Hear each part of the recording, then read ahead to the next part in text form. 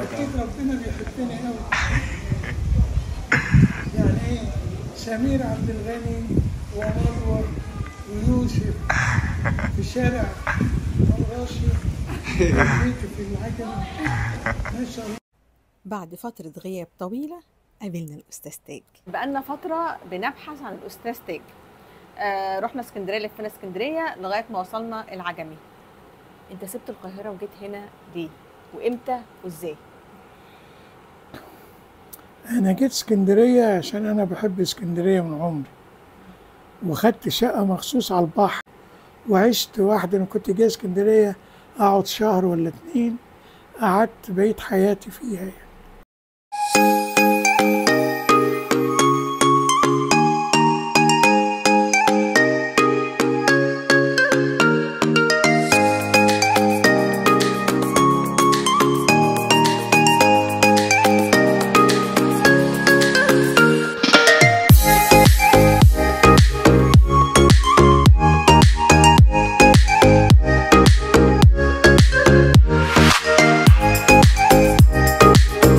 كنت في مدرسة نجاح الإعدادية، وكان زميلي وصديقي في المدرسة الدكتور أحمد زويل، وده كان شرف كبير ليا يعني. المهم في تسوق بيتعمل كل سنة مولد اسمه مولد سيد إبراهيم. أهل البلد كلها يحبوه. ليه بقى؟ بيجي في الليلة الكبيرة حوالي 1,000,000 شخص. أنا بقى الهواية بتاعتي الرهيبة سبب إن أنا حبيت الرسم.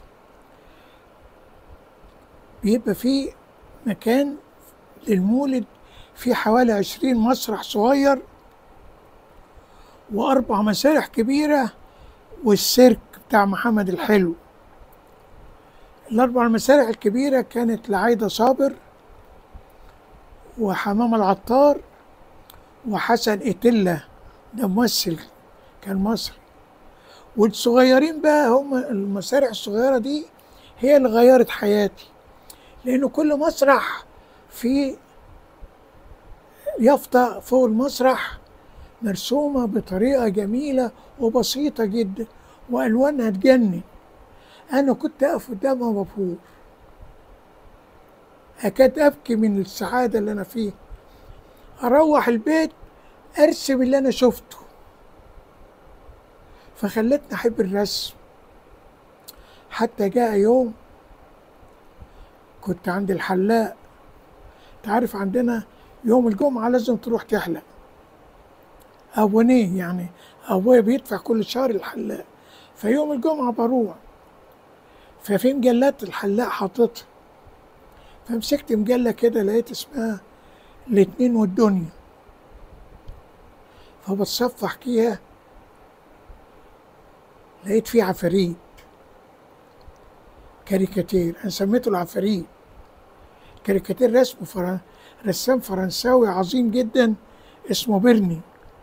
فربطت بين العفاريت دي واللي أنا شفته في المولد، فبدأت أحب العفاريت.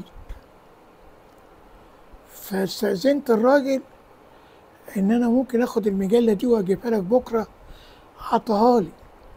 رحت البيت رسمت كل العفاريت بتاعت بيرني وده فادني. كانت العفاريت دي بتترسم مع مقال للكاتب العظيم فكري أباظة.